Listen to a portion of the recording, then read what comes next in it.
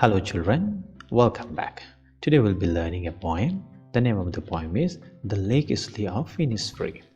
This poem comes after lesson 4 of English Beehive, so you can take your book and check it out. So before we begin with the poem, let's have a look on the 4 things here quick. So this well-known poem explores the poet's longing for peace and tranquility of Innisfree, a place where he spent a lot of time as a boy. So this poem is a lyric. So इस poem में हम ये जानने की कोशिश करेंगे कि कभी शांति की खोज में किस प्रकार से आगे बढ़ रहा है, किस प्रकार की बातें वो शांति की खोज में बता रहे हैं. तो पहले हम इसे पढ़ लेते हैं and then we will try to learn the things in Hindi as well.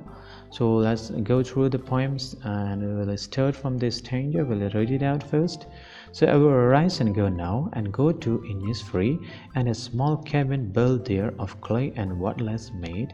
9 bean rows will I have there, a hive for the honey bee, and live alone in the bee-loved glade. And I shall have some peace there, for peace comes dropping slow, dropping from the wells of the morning to where the cricket sings.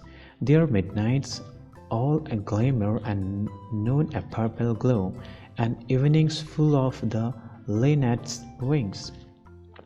I will arise and go now, for always night and day I hear the lake water lapping with low sounds by the shore. While I stand on the roadway or on the pavements grey, I hear it in the deep heart's core. And this is composed by William Butler Yeats. Also we take the name as William Yeats, so we'll keep in mind those things. And also the related some of the difficult words, as you know, it's given as a glossary here below. You can watch it out here. I am zooming it for you, so you can see the 3 words: wordless, glade, and linnets. So wordless stands for some of the twisted sticks which are being used for fencing as a wall, and glade, it says that's a clearing of an space. Linnet, the 3rd word, is a small brown and grey bird with a short beak. So this is what about the poem. So let's have a look in Hindi. We'll try to learn it. तो हम इसे हिंदी में अभी समझने की कोशिश करेंगे. जैसे यहाँ पे 3 पंक्तियाँ हैं, तो 3 पंक्तियों में हम यहाँ पे सीखने की समझने की कोशिश करेंगे. सो पहला पंक्तियों से इस प्रकार से हम सीखेंगे किस प्रकार से कवि क्या कुछ बता रहे हैं. तो पहले हम इसे सीखें. इस कविता में कवि विलियम येट्स को संदर्भित करते, यानी कि विलियम येट्स जो हैं वो संदर्भित करता है, जो कहते हैं कि वो इन्फिशरी जाना चाहते हैं.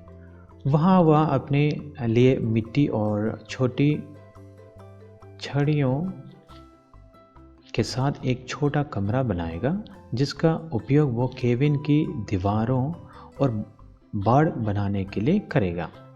इसके अलावा जब वह वहाँ रहेगा तब उसे खाने के लिए कुछ भोजन की आवश्यकता होगी, तो वह अपने केबिन के पास सेम की 9 पत्तियां उगाएगा.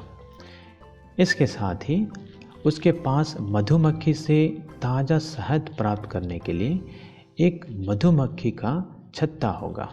इसके अलावा कवि कहता है कि खुली जगह जहां वह अपना कमरा बनाएगा मधुमक्खियों की गूंज भरी आवाज़ से भरा होगा. वहाँ वह शांति और सुकून से रहेगा. दूसरे पैराग्राफ यानी कि पंक्तियों में हम देखते हैं, कवि कहता है कि जब इन्निस्फ्री में वह शांति महसूस करेगा, और धीरे धीरे वह शांति महसूस करेगा, क्योंकि शांति की भावना धीरे धीरे महसूस होती है. वह यह भी बताता है कि वहाँ कैसे शांति महसूस करेगा. जब सुबह में बादल छाए रहेंगे और आसमान का दृश्य बहुत स्पष्ट नहीं होगा, तो ऐसा लगेगा जैसे सुबह ने घूंघट पहन लिया है और छिप गया है. इसके अलावा इस दृश्य को देखने से उसे शांति महसूस होती है. साथ ही वह कहता ये भी है कि जब पुरुष क्रिकेट उनका गाना गाएगा जो आमतौर पे लोगों को बहुत ही सताता है, वो भी वह आवाज़ उसे शांति भी देगा। आधी रात में जब वह रात के आकाश में टिमटिमाता हुआ दिखाई देता है तो उनकी चमक से उन्हें शांति मिलती है। दोपहर के दौरान जब सूरज की रोशनी एक चमकदार चमक देती है जो उसे शांति भी देती है। शाम को जब वह मिलेट पक्षी को आकाश में उड़ता हुआ देखता है तो फिर से उसे शांति महसूस होती है। यहाँ इस अंतिम पैराग्राफ में हम देखते हैं, कवि कहता है कि अब वह एक रुख लेगा ऑरेंज फ्री में जाएगा, क्योंकि इस समय झील के पानी के शोर की आवाज़ उसके दिमाग में दोहराती है। इसके अलावा झील की आवाज़ उसे झील की ओर आकर्षित करती है। इसके अलावा जब भी वह सड़क के किनारे या ग्रे रंग के फुटपाथों पर खड़ा होता है तो वह अपने दिल के अंतरंग हिस्से में गहरी ध्वनि को सुनता है।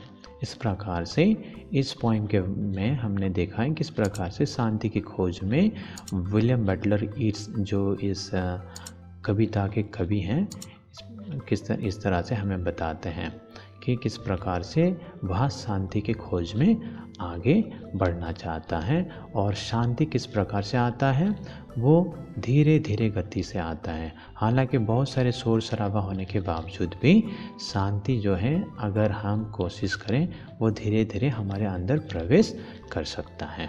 तो इसी प्रकार के सीख हमें से मिलता है। Thank you.